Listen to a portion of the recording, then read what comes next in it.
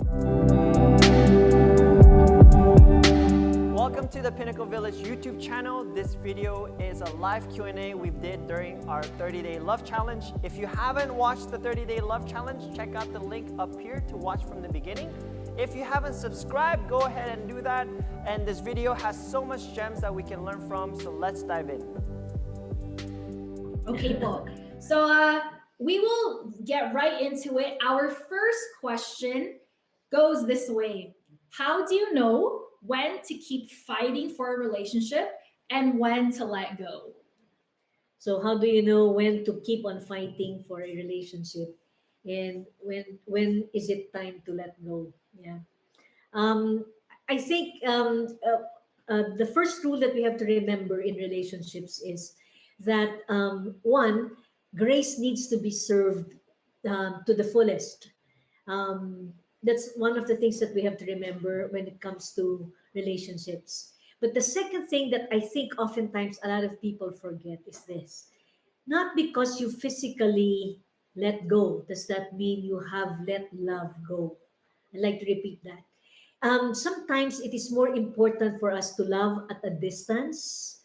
Sometimes we kind of think na let go means becoming tough, and we forget that there is what we call the tough side of love. And that tough side of love, in fact, is oftentimes more difficult to express. That's the reason why in the Bible, we see sometimes the Lord seemingly is quiet and silent. And some people somehow equate that to God not loving us anymore, or God not caring, or God not being there involved in our lives. But the truth is, that's love for God. That's the reason why in Hebrews 12, sabi nga niya sa verse 11, whom He loves, He disciplines. In fact, in the scripture, there is what we call, if you love your son, you discipline him. So sometimes we get it confused. We think that love always means to be gentle, to be kind, to be understanding, to be patient. We forget that there's the other side of the love of God, which is the tough side of love. It doesn't mean you gave up on the relationship. It only means physically, perhaps to be distant as an expression of love is a better expression at the time. Sometimes to be strict, to be straightforward, to express even anger means love. That's part of love. And oftentimes, yun pa yung mas difficult type na kind of love. How do you know that you stop loving? When you're doing things out of impatience or exasperation, but that's already when you have given up on love.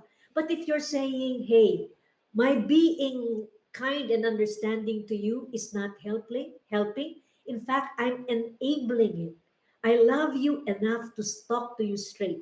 I love you enough to put you behind bars. I love you enough to forfeit this help from you, because helping you this way is not helping you at all.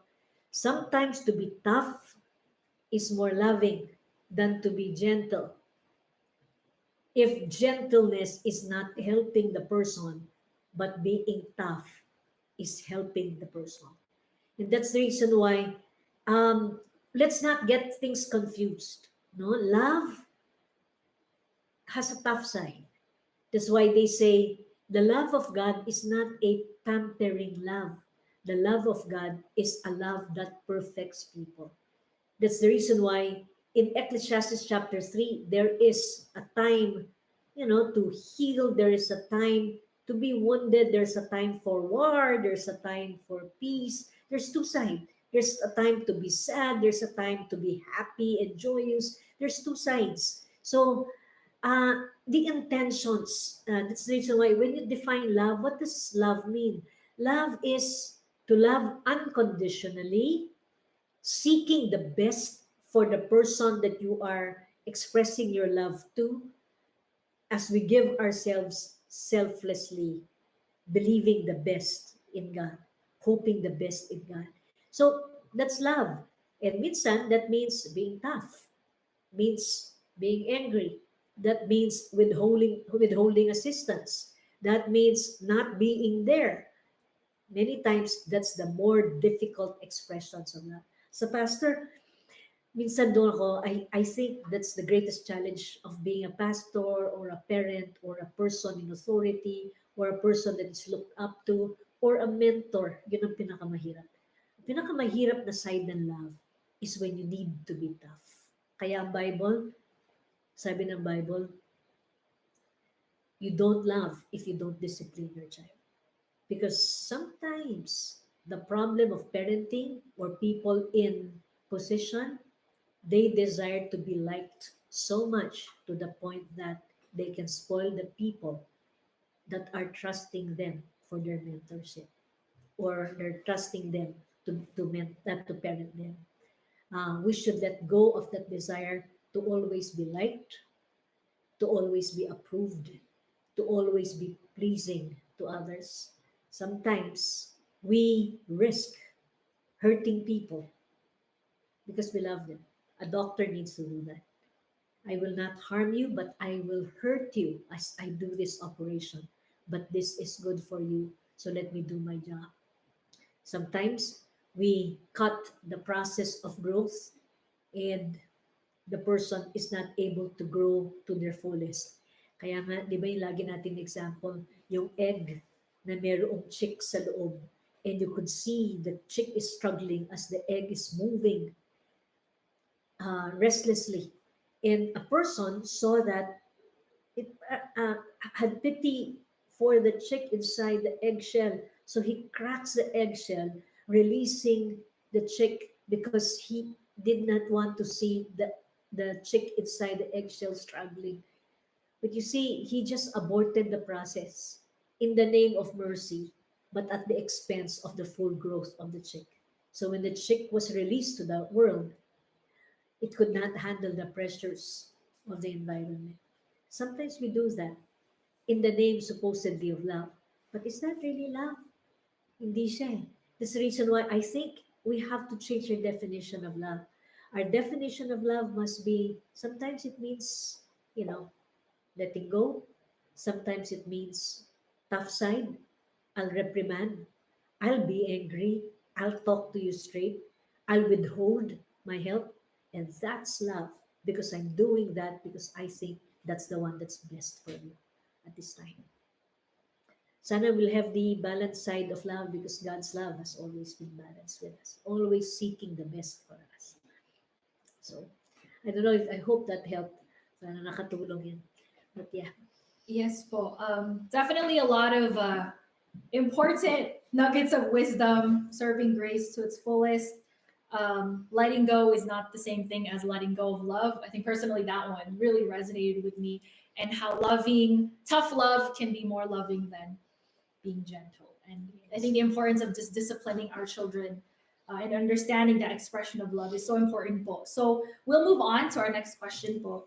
The next question po, how can you continue to love and care for someone without experiencing burnout? So you're loving the person, you're giving of yourself wholeheartedly and selflessly, but you're coming to a point where you're starting to get tired. So how can you continue to persevere in love with your loved ones without burning out? Yan, no, importante yan kasi relationships can be very toxic, can be very exhausting. I kind of feel that sometimes the burden of life becomes heavy, not because of the tasks that we have, but because of the people that are around us and we live with and we work with. It's relationships actually that can exhaust human beings. That's the reason why we need time out from one another. And I guess that's the reason why we're doing this 30-day love challenge. Breathing space is very important. But more than the breathing space, we cannot overstate this. The source of agape love, not just phileo human love, but agape love, the unconditional love, comes from God. We love because we were first loved. We are able to love because we have received love. We are only able to love others as we have received love from Him. Kaya sa Bible, very, very evident yan. In the book of Genesis, when the relationship between God and man had been broken, the relationship between man also got broken. When Adam and Eve cut the source of love, um, the love of God in their hearts somehow was compromised because they sinned against God. Man, eventually or suddenly or immediately as a consequence of that, nagkaroon ng problems horizontally in the relationship with each other. Vertical love, man to God, affects horizontal love, man to man. Maapektuhan talaga. So Cain and Abel in the next chapter of the book of Genesis, after the fall of man, after man cut its source of love in relationship, had problems already. So turn that the other way around. Um, we find ourselves more loving when we experience the love of God. The secret to the source to not burning out is to always be recipients of the love of God. How do you do that? Um, Time of meditation, time of prayer, time of asking God, Lord, I'm not able to love this person anymore. Can you shower me with your love for this person? Because on my own, I can't any longer. That helps. This one also helps.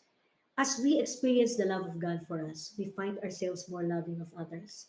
When we understand we are recipients of God's goodness and grace, then we become more gracious and good towards others.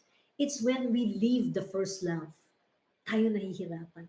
That's the reason why I think many of us experience this. When you are prayed up, it's easier to love, understand, be patient with others around us. It's when we have stopped spending quality time with God that we find ourselves more impatient, um, less understanding and tolerant of others. Actually, totoo yan. That's the reason why it's very important that in our prayer, we spend a lot of time with meditation, a lot of time in thanksgiving, a lot of time remembering the goodness of God. Um, I think that's the second one. So first, have time of quiet, have time of just time out from relationships kasi if we don't have time out, talagang mauubos tayo. But second, connect with the source of love. Pero ito yung pangatlo. Um, I think this one helps. Paul would say in Philippians chapter 1, verse 3, I thank God in all my remembrance of you. Every person has a negative side and a positive side. Each one has a Darth Vader side and a Jedi side. Each one has a Gollum side and has a Smiggle side. So it's very important that when we have a hard time with one person, it's very important that we remember the good side of that person. Paul said, I thank God in all my remembrance of you. So whenever we remember them, it's good to start with, instead of coming to God and Lord, ganito problema ko dito sa taon to, eto problema ko. Or when we remember that person, you know, we we think of the negative side of that person.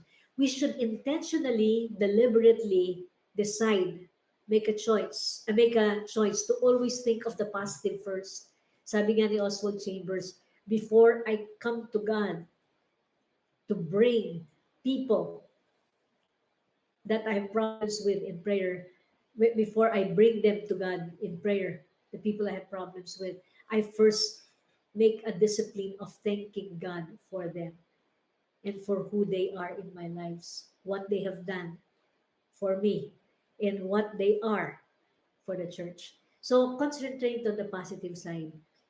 Pagka ganun, sabi nga, huwag ka magko-complain about one person without first appreciating the positive side of the person. I think that helps.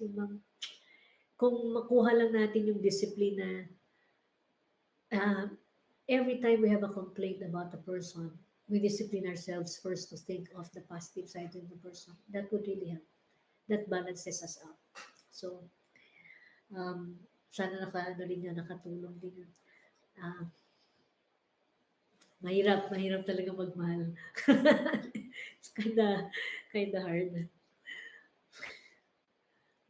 Yes, po. So we actually were receiving feedback from a lot of people who were saying that this was an important question because a lot of us are experiencing like that burnout from just pouring out and pouring out. And I think you mentioned a lot of really important practical things to do, like intentionally taking time out from relationships, connecting with a source of love, and choosing to concentrate on the positive side. I think Yes. that's so important for Siguro kung idagdag ko lang, ano, sa Bible kasi this is very important. Yung first miracle of Jesus was the wedding in Cana, the turning of water into wine. Wine in the Bible is a symbolism of love. Pero nakakatuwa siya because it was supposed to be a wedding celebration. And during the time when they celebrate weddings, ang tagal niyan, it goes by many days. Not just, it's not like us now at this time.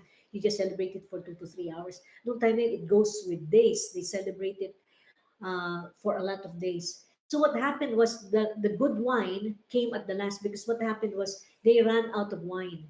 The family of the groom ran out of wine, and Jesus was there, and he was asked to do a miracle. He turned water into wine, and the guests were saying, "Why serve the best wine last? You should have served it at the first part of the wedding celebration." And ang iba, they look at that as an analogy of, um, sabi nga, love is sweeter the second time around. Meaning to say, when human love ends, you can look to God's love to connect to your human love. And Lord, you gave me my wife. You're the one that gave my wife to me. So I ask you, can you give your love for my wife to me so that I can love her with your agape love? And the second wine becomes sweeter than the first wine. The second love becomes better. And human capacity needs to end so that God's capacity starts to appear. And minsan are not able to access the God's love because we are still in the human love. Eh. Kinakailangan maubos hanggang, Lord, ikaw na. Hanggang dito na lang ako. And that's very important. Yes. So we have some people with us snapping their fingers because they agree. So that's our snapping our fingers if it resonates with us. I'm watching them. Oh no, we're snapping our fingers because there was so much to take from that one. Okay, especially that added illustration of the second love and how our human love has to come to an end before we can express God's love. Yeah, it's very important. So we're gonna move on to our next question, and this one is about conflict. Both. So I was reading this question, and I actually relate to this one because I do feel the burden many times of wanting to mediate conflict between two people that I love. So this is a question, Both. I am caught in the middle of two of my friends in conflict. I feel the burden to somehow help mediate things between them. What can I do to make sure that it doesn't seem as if I am favoring one person over the other? Yes, mediating between two people that you love that are in conflict. The first thing that needs to be asked is, do they want to resolve it? Because if they don't want to be resolved to resolve their issues with each other, then there's really no point of mediating between the two. That's the first thing that needs to be put out. Because if not, talagang walang mangyayari. You will just end up finding yourselves involved in the mess, being misunderstood. And if that's husband and wife, even worse.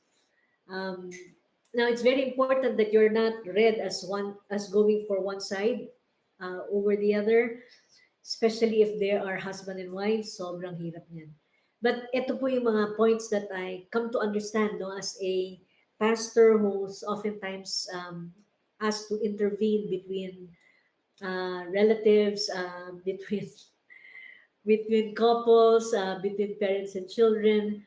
Number one, it's very important, very, very important. Number one, that your intention is spelled out.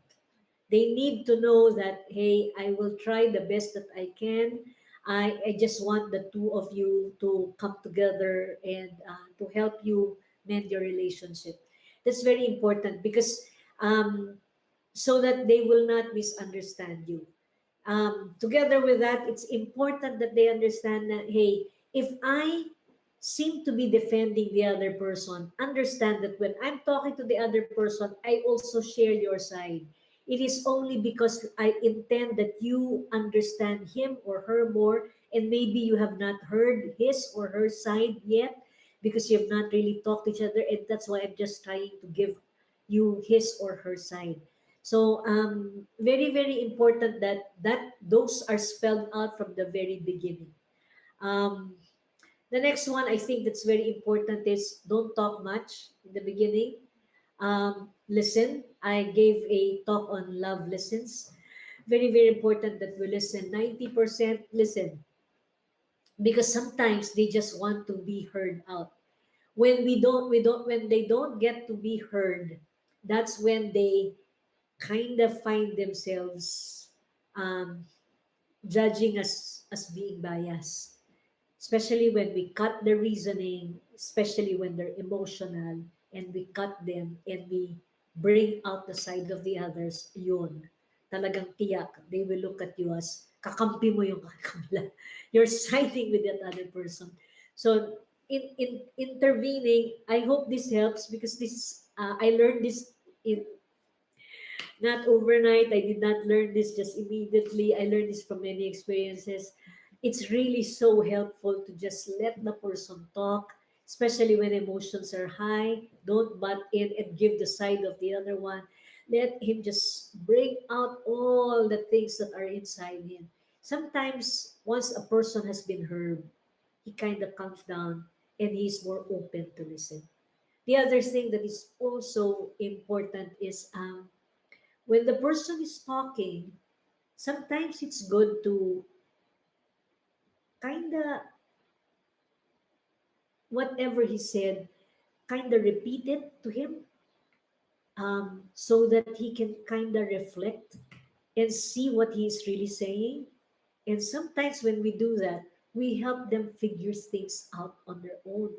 Sometimes they become reflective and they have eureka moments on their own. They have fresh revelations on their own. Without you pointing things out, they start to say, alam mo, sa totoo lang, ngayong sinasabi ko yan, now that I'm saying that, I'm think, and they start to realize, they have self-realizations without even us saying much. So I guess listening plays a major role. Um, I also try to postpone. You don't need to solve things when you're intervening with one discussion. Sometimes it's good to go process, postpone things. Sometimes it's also good not to say anything, especially if you think the person is not ready to receive anything, and just go into prayer. Some problems are solved without solving them. Never enter into a messianic complex. Don't even think that you're the only one that can resolve it. Sometimes just we just need to pray and God solves it on its own, and God talks to them straight and solves it on their own. So relax lang when we are actually you know uh, talking with them. mm, Minsan you just really need to pray and they get to figure things out on their own, and then they thank you thinking that you did much, but the truth is nakinig ka lang. And the truth is you just really prayed. um, Sometimes problems are not resolved at the time that you want them to be resolved. Sometimes even after years. Just let it be, relax lang. And just let prayers do its wonders because some conflicts did not happen overnight. They would be resolved overnight. Some, happened over years and it just doesn't get resolved, just like that, just in one counseling. Kaya, very, very important, let time also serve its purpose. So, We actually have a follow-up question to that question. And someone asked, Atimika asked, well, what if the conflict that you're mediating between is not between two friends, but a child and their parents? Yes. Good question. Yes. I was a youth pastor for many years, and one of the things that I actually really like, sobrang now looking back, nakakaaliw siya because in the morning, I will talk to the parent, and the parent does not know that in the evening, I have time with the child. The child also doesn't know that I talk with the parent in the morning. So may mga ganong incidents. Of course, you don't want to break confidence. And I think that's the one that makes it difficult, especially if you're the confident. Um, I found myself many times, especially if it's moral issues, and you will find, you find that if I don't speak, man, I might get this child into trouble, and the parents will just have to tell me, you didn't tell me. You should have told me. So when I'm starting to feel that it's going to move towards that direction, I come out with statements like I tell the child, uh, like for example, no, kunwari Mika, kunwari ikaw, no?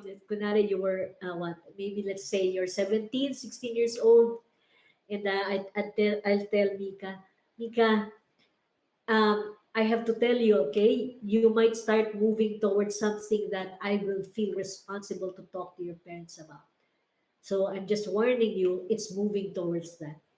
And then if the person stops and doesn't and I tell the fact that you stop tells me there's something there that you're getting into.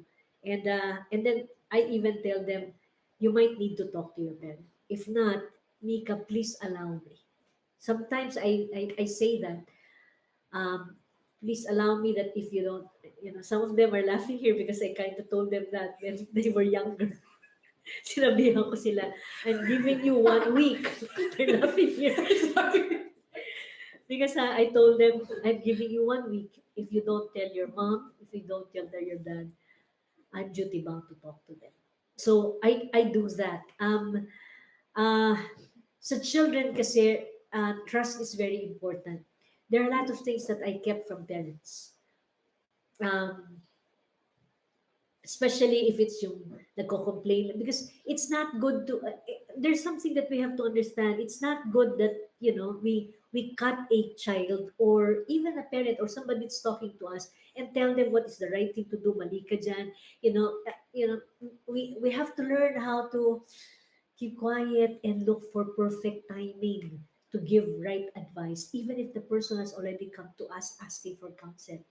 The first thing that we have to ask is if the person is teachable or the person is willing to accept from us. There are people that when I talk with, dire-diretso lang ako. Just keep on talking to them because I know malalim yung tanim. I have deep relationships with them.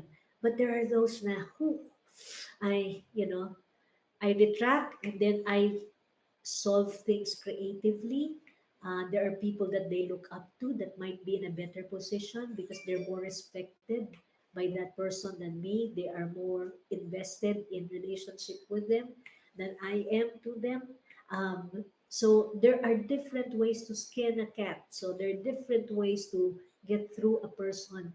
So ako mix, given a choice, if a child is talking about a dad and he or she is saying so many things that are wrong, sometimes I just allow them to talk. Just let them out because, and then maybe in the next counseling, because I've heard him right, you know, I can expose him to right people. If they have problems with parents, maybe one day I can expose them to a mother-daughter relationship and they can, have realizations again. Or maybe, there's going to be a preaching, a book, a person, a movie. So let's not limit um, advice to a one session. Let's not limit it to just us. Let's not limit it to just talking to a person.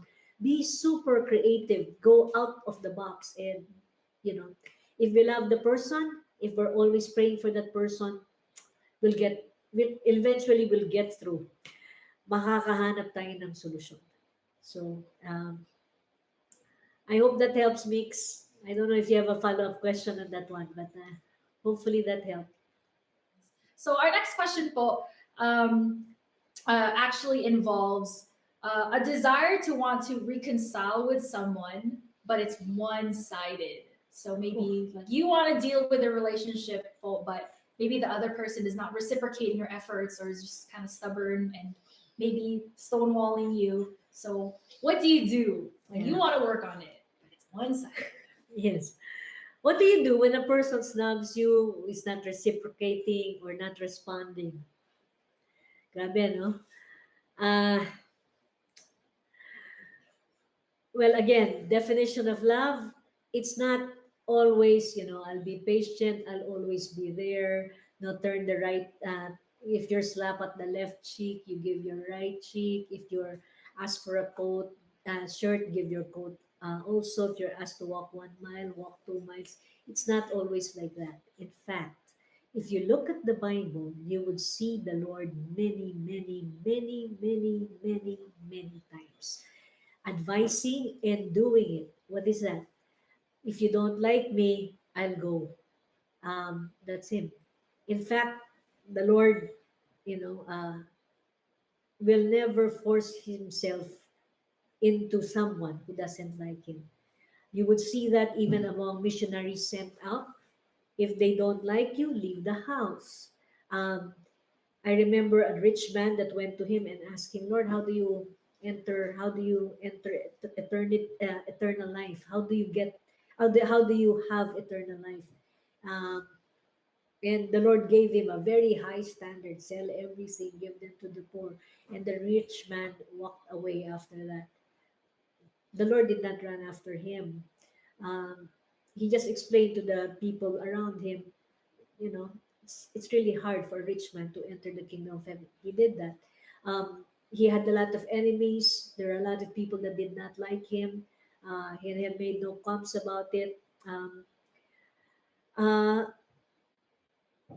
in other words, there's also that side where you don't allow people to step on your respect, to compromise your dignity, to be like a doormat that people walk on.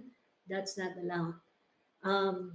Love does not open you to toxic relationships. Siguro dadagdag ko na rin to. There is a part in the Bible where God walks away, and that's love. Um,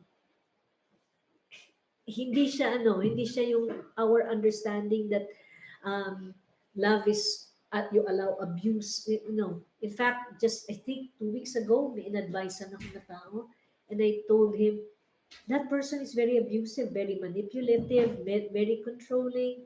He leaves you, and when he leaves you after a dinner, you find yourself, still recovering, recuperating, trying to heal the wounds, and it takes you weeks, and then you again, get into a relationship with that person, what to slap you again, to hurt you that way. You don't allow that. You walk away. So I'm sorry, but I don't know if people will not agree with me on this one, but that's what I see. If I study the Bible, the Lord doesn't allow that. Whether that be a Herod the Great, whether that be the Pharisees and the Sadducees, God loves, but not to a point where the dignity of man, the image of God in you, is compromised. We love from a distance. We love with boundaries. We love in prayer, but that doesn't mean, I love to allow you to treat people that way or to treat me that way. So there's that point where, sorry, you're compromising me and my capacity to continue on as an agent of God's image. So when that gets compromised, it's time to go. Um, you know, the world will move on without him, without her, and the world will move on without you in the life of that person. So if that's a friend, love from a distance, love in prayer, they don't even know you exist. If you want to there are times that I know some people they help anonymously. If that person needs help, I can give that help without me being there. So There's a follow-up question, Coach Gina. if someone has done something to you, so it's along the lines of that. What if you find that you're in that realm of you're extending forgiveness, but it's hard to forget what they've done to you? Yes. What do you do? Yes. In the Bible, actually, forgiveness doesn't mean you don't forget. You have forgotten. It the thoughts linger. The thoughts, the memories of what happened can linger, and can be still vivid. But you have forgiven the person because the negative emotions that accompany what happened no longer exist. Um, you don't feel that any longer. You don't feel revengeful anymore. You don't feel, you know, um, bitter anymore, resentful anymore. So that's one sign na napatawad mo na. So, what do you do? Kunyari, andyan siya siya eh. Ah, I'm, you know, a person kasi um, can, a person kasi can forgive already and yet emotions are still painful. Ano dun yun? Pero not resentful. Alam mo yun, yung hurt is there, pero not revengeful. Magkaiba yun. So some people are hurting, pero hindi na sila yung, alam mo yun, yung parang, I'm happy when I hear news about things are not working out well with him. Yung ganon, hindi na siya ganon. So, ako po, if I may suggest, if it's still there, masakit pa siya, don't open yourself into, encountering that person again. Don't open yourself to getting hurt again. Kasi parang workout, alam mo yun, kung hindi i-heal mo muna, i-restore mo mabuti yung injured part of your body before you work out again. Kasi kung hindi, baka disastrous the second time around. So, ganun din. Ako lang, suggestion ko lang po is, if you're hurting, don't expose yourself to that person again. Don't expose yourself to such a situation again. Stay away until the hurt heals. Pero ito lang ingatan natin. You can hurt but be forgiving. You can hurt and not be resentful. You can hurt and be not revengeful. You can hurt, you're forgiven, but it still hurts. That's very possible. Um, we have a lot of stories on that one. Sobrang daming kwentong ganun. And I guess that's the greatest expression of love. When you're still hurting, but you've already forgiven. What do? Bring it before God. Just keep on bringing it before God. Every time you experience it, bring it before God. Don't surround yourself with people that will feed onto that hurt. Um, don't go with people that are going to make you even angrier with that person.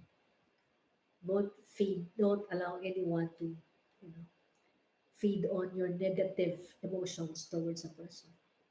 So, So we're going to move on to questions about family.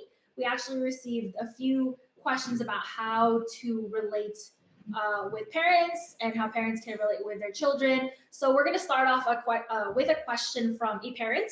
So the situation po is their child is actually in conflict with their father. So as the mother, what can I do to help mend their relationship with their father?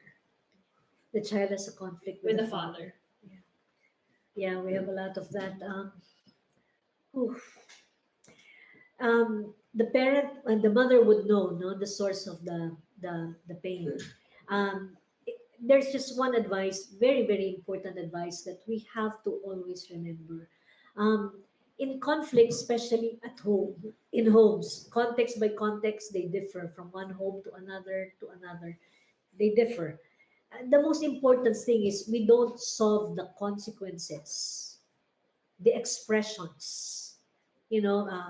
You're so disrespectful. You're not greeting your dad when you come home. Um, you like for example, the father. How come you snap at him when he did that, but you did not at her when your daughter did that?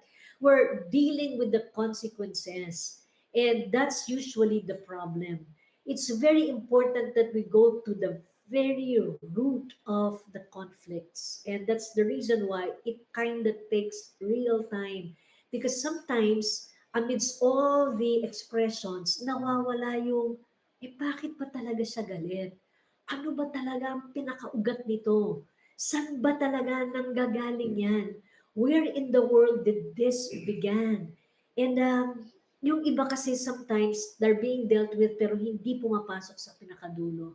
And the reason behind that is because we get mixed, we get, uh, caught up in the web of all the expressions. That's one. Second is this, it takes real time to get to the very root of the issues of the conflicts. Sometimes a child could not face it. And sometimes it's funny how when they get to the very issue, they kind of wonder, oh nga, how come I had a hard time to actually really say, this is the issue? It's when he promised me he was going to be there and he wasn't there. It's when I expected him to understand and he actually did not. Yung bang, he was, it kind of takes humility to admit that you got hurt.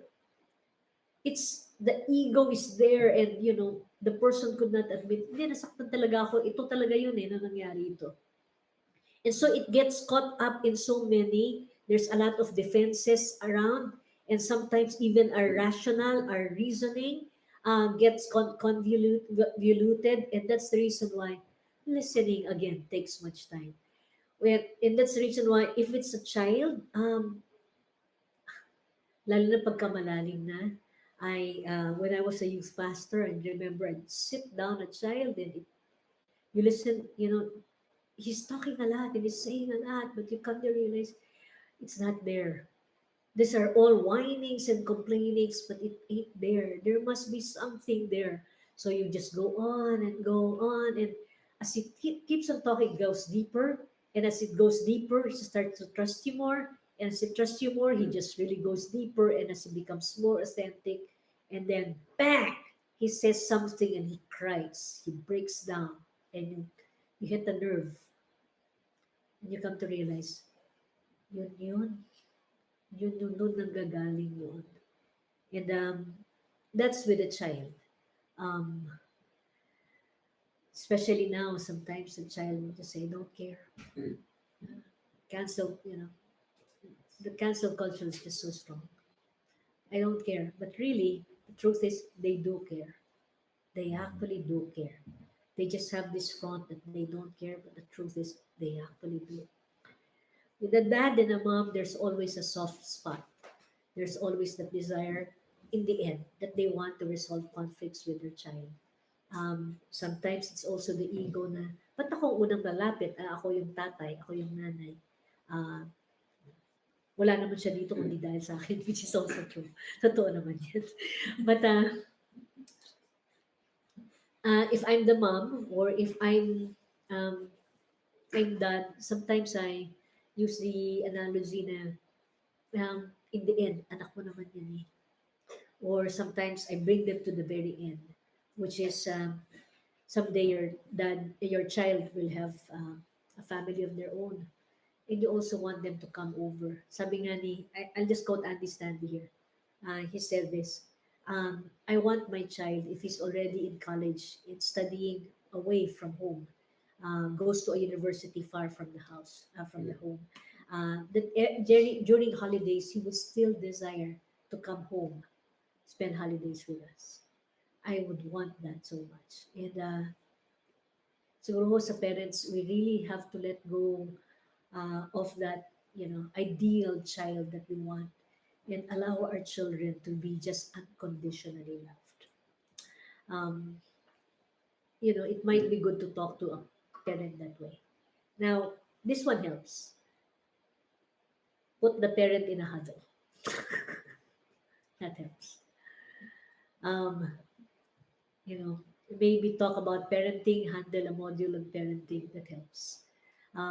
It's always good to see other families And that somehow gives us time to reflect on our way of how we parent our children. Malaking tulong po yun. So, hindi ko alam kung nasagot po yan. I hope that's answered some questions po. Nice po. So we're getting reactions on the chat box. So we welcome your engagement, comments, and follow-up questions if you happen to have any. We have two more questions po for you. This time, we're going to take it from the perspective of the child. So as a child, what are some important things that I should remember when it comes to relating with my parents? Yes. Parents, number one that the parents really, really, really love or really, really look for, or when not given, masakit siya. And that word is the word respect. That's the reason why in the Bible it's oftentimes said, children, obey your parents, but this one too, children, honor your parents. And we've talked about this over and over again. It's the Greek word habad, meaning to say, put weight on their feelings when they're feeling sad. What makes them sad? You know, acknowledge that, feel that with them. And when you see them sad, don't desire them to be sad. So don't do things that makes them sad. That's respect. When you see that they're happy, they're joyful, acknowledge that. How do you acknowledge that? Do something that you see can make them joyful because you honor them, you want them to be joyful. Acknowledge there's weight in their presence, so when they're there, stand up, acknowledge them, greet them. When they text, answer those texts. It's disrespectful not to get to respond to texts. Respect is very, very important. It's when when the parents are slighted when it's not given to them. Now, ito lang po, very, very important ito. There are many times that parents unintentionally hurt their children. Even with good intentions, we find ourselves hurting our kids. Sometimes children, especially in Christian homes, feel that their parents are too protective, overprotective, helicoptering parents. They're just like hovering over you. Their shadow is following you every time, checking on you, and you kind of feel it's overbearing na yung ganon. But we have to also understand this with regards to our parents. You need them. Sana I hope we listen to this. They're your lifelines. Nobody loves you much more than your parents that desires your best than your parents. The greatest pain always is when a parent is taken just abruptly from a child. And the greatest regret oftentimes of children are, I was not even able to thank them enough. And that's the most painful regret that you could feel or you've heard over and over again. When parents are just, snatched out of the lives of the kids. Um, when they give wrong advice or when they don't measure up, I guess that's the word. We kind of have a tendency to um, take them out of our lives, snub them, um, you know, not acknowledge them or listen to them. But when we do that, we also remove from us the 90% of the times that they are right, simply because there was a 10% that they were wrong. Kung palaki na natin, 40% that they're wrong. What about the 60% that they're right? Because if there's one thing a parent has that the children don't have, it's experience.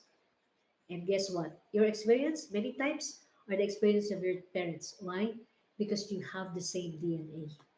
And they know you like crazy, so they will give you the right advice because they know you. And that's the reason why don't burn that lifeline.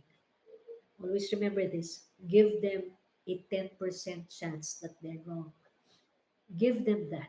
Because if you cannot accept the times that they're wrong, you will not be able to enjoy the privilege, the benefits of them being right.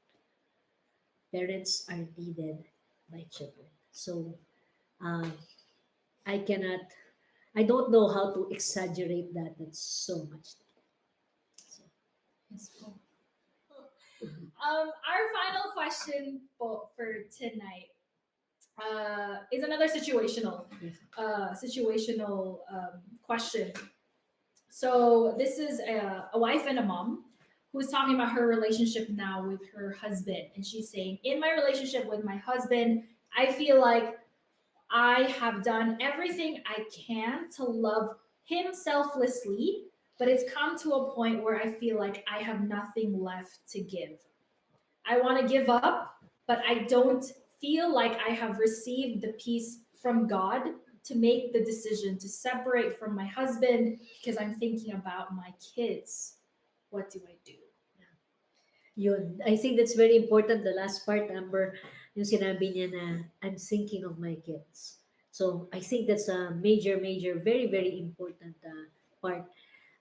Fighting for marriage for the sake of children is a very noble thing to do. Um, the pain that children oftentimes experience whenever their parents separate is so unimaginable.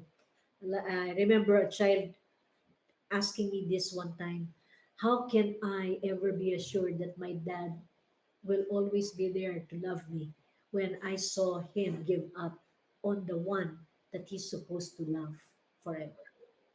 It's a very, I was hearing that, and the child was just, feeling that the home court advantage had been compromised.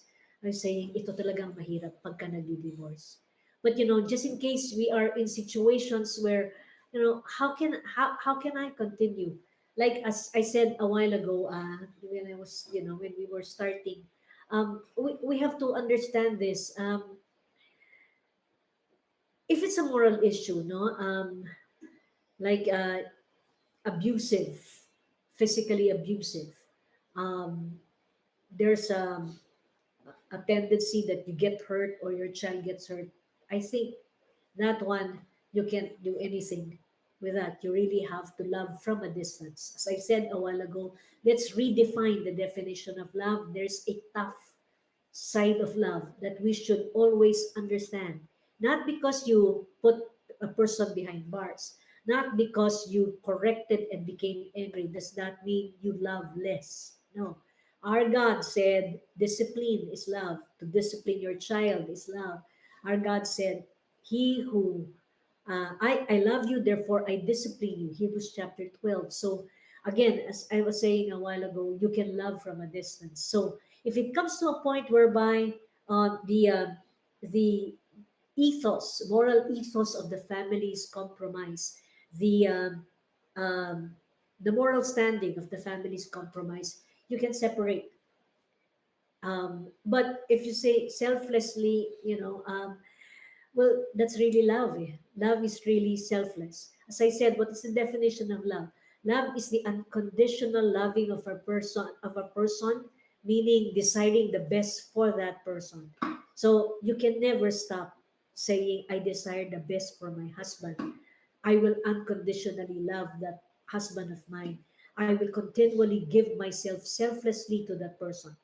But expression wise, that might mean sometimes making my stand, sometimes withholding service or doing things to him in the name of love. Sometimes that means being angry or giving the tough side of love in the name of love. If it's done with the intention that of this, I think the best for all of us in the name of love and the best for you, that's love. That means you never gave up on that person. Um, I think nagkakaroon lang ng compromise talaga sa ano bang definition ng love. Our God is a jealous God. That's God. But God is love. Our God is a tough. He gets angry. But that's God. That's love. So what's the definition of love? Different expressions of emotions. So intentions behind the emotions is the one that determines or defines love. Not emotions per se, intentions behind the emotions. If you're kind, but your intention is sip sip, but if your intention is, it's so exhausting to level with you, so I'll just, fold and accept this. Is that love? Sometimes it's, for the sake of peace. Let's not confront, even if it's going to be at the detriment of his growth. Is that love? I'm tired of creatively thinking of solutions on how to handle this. So let's just accept it. Even if I know this, the way that she is treating her, he is treating him, para na lang you just, but you could see that's going to destroy your son, your husband. Is that love? So, let's redefine the meaning of love. It might be good to, if you're going through something that you really are, um, um, looking for counsel. Um, it might help to have a date with one of our pastors, so that you can actually be helped more sa area ng relationships. I know for a fact that the coaches, I might not have all the answers, so the other coaches might be able to help me on this one. So we have a pool of coaches that are definitely more than willing to help. And in fact, baka ho kayo, may mga alam din po kayong mga sagot. It would be very healthy to once in a while also hear the others speak. So that's one. Second po, I just cannot overemphasize my appreciation for all those that made this possible. The cyber crew, the production, the people in the web, in our web department. Maraming salamat for, all of this that you are doing for the virtual village that we have. We're hoping to have so much more of this one po. So I just wanted to say that. Maraming salamat po. Thank you so much for watching this video. We hope that it has helped you grow and understand in your relationship. If you'd like to know more ways that you can connect with us, go ahead and check out the description links down below. Don't forget to subscribe because we have new contents coming out every week. That's it for today. With that, don't forget that lives are stronger when connections are deeper. We'll see you next time.